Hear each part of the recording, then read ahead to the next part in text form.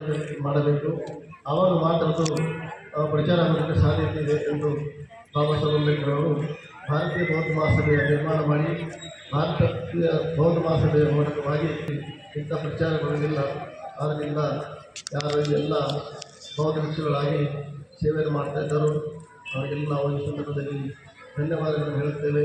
ಮತ್ತು ಎರಡನೇದಾಗಿ ಭಾರತೀಯ ಬೌದ್ಧ ಮಹಾಸಭೆಯಲ್ಲಿ ಪಾಲ್ಗೊಂಡು ಕಾರ್ಯಕರ್ತರಾಗಿ, ಸದಸ್ಯರಾಗಿ, ಪದಾಧಿಕಾರಿಗಳಾಗಿ, ಹೋದಾಚಾರ್ಯರ ಮತ್ತು ಮೊದಲು ಅವಾಗೆಲ್ಲ ಮೊದಲಿದ್ದಾಗ ಎಲ್ಲ ಗುಲಾಮ್ ಸೇರಿನಲ್ಲಿ ಆಗ್ತಕ್ಕಂಥ ಭಾರತೀಯ ಬೌದ್ಧ ಮಹಾಸಭೆಯ ದೊಡ್ಡ ಸಮ್ಮೇಳನಗಳಲ್ಲೆಲ್ಲ ಹೋಗ್ತಾ ಇರ್ತಿದ್ದೆವು. ಅಲ್ಲೆಲ್ಲ ನಮ್ಮ ರಾಷ್ಟ್ರೀಯ ಪಾದದೇವರು ವೀರಭದ್ರ ಅಂಬೇಡ್ಕರ್ ಅವರು ಅಲ್ಲಿಗೆಲ್ಲ ಅವರು ಒಂದು ಸಾನ್ನಿಧ್ಯವನ್ನು ಇಟ್ಟಿರಬೇಕು.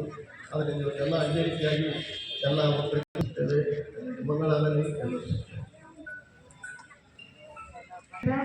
ಪೂಜ್ಯ ಬಂತೆ ಧರ್ಮಾನಂದ ವೈಶಾಲಿ ನಗರ ಆಂಧ್ರವರಿಗೆ ಅನಂತ ಧನ್ಯವಾದಗಳು.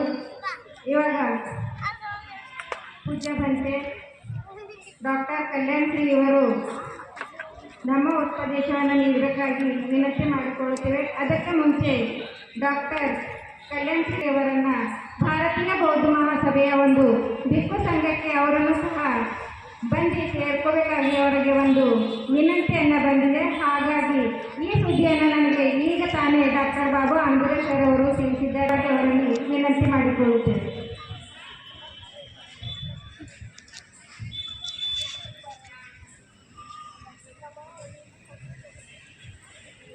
ಪೂಜ್ಯ ಭಿಕ್ಷು ಸಂಘಕ್ಕೆ ಪಂಚಾಂಗ ಪ್ರಣಾಮಗಳು. ಭಾರತೀಯ ಬೌದ್ಧ ಮಹಾಸಭಾದ ಕಾರ್ಯಸಾಧನೆಗೆ ಕೃತಜ್ಞತೆಗಳನ್ನು ಸಲ್ಲಿಸಿ ನಾನು 5 ನಿಮಿಷ ಮಾತನಾಡ್ತೇನೆ. ಪರಮಪೂಜ್ಯ ಬೋಧಿಸತ್ವ ಡಾಕ್ಟರ್ ಬಾಬಾ ಸಾಹೇಬ್ ಅಂಬೇಡ್ಕರ್ ಅವರ ಕನಸು ಭಾರತ ಬೌದ್ಧಮಯ ಅಂತಕ್ಕಂಥದ್ದು.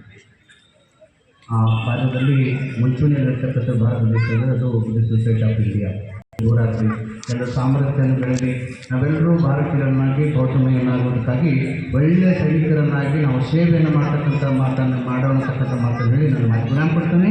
ನಮ್ಮ ಬುದ್ಧಾಯ ಜೈ ಪಂಚ ಭಾರತ. ಬೋಧಿರತ್ನ ಹಿಪ್ಪಳ್ಗಾಂವ್ ಇವರು ನಿಮ್ಮೆಲ್ಲರನ್ನು ಉದ್ದೇಶಿಸಿ ಧರ್ಮದ ವಿಚಾರವನ್ನು ಹೇಳೋಕ್ಕಾಗಿ ಅವರಲ್ಲಿ ವಿನಯಪೂರ್ವಕವಾಗಿ ಕೇಳಿಕೊಳ್ಳುತ್ತೇವೆ. ಭಗವತೋ ಅರಹತೋ ಸಮ್ಮಾ ಸಂಬುದ್ಧಸ್ಸ ನಮೋ ತಸ್ಸ ಭಗವತೋ ಅರಹತೋ ಸಮ್ಮಾ ಸಂಬುದ್ಧಸ್ಸ ನಮೋ ತಸ್ಸ ಭಗವತೋ ಅರಹತೋ ಸಮ್ಮಾ ಸಂಬುದ್ಧಸ್ಸ. विश्व को शांति का संदेश देने इस करुणा के महासागर तथागत बुद्ध को नमन करता हूँ. भारत के निर्माता बहुजनों के उद्धारकर्ता प्रकांड पंडित महाहिले डॉक्टर बाबा साहब अम्बेडकर ने महाराष्ट्र के नागपुर में दीक्षा समारोह आयोजित किया. 14 अक्टूबर 1956 में 5 लाख लोगों ने एक साथ 22 प्रतिज्ञा लेकर के धम्म दीक्षा ग्रहण किया.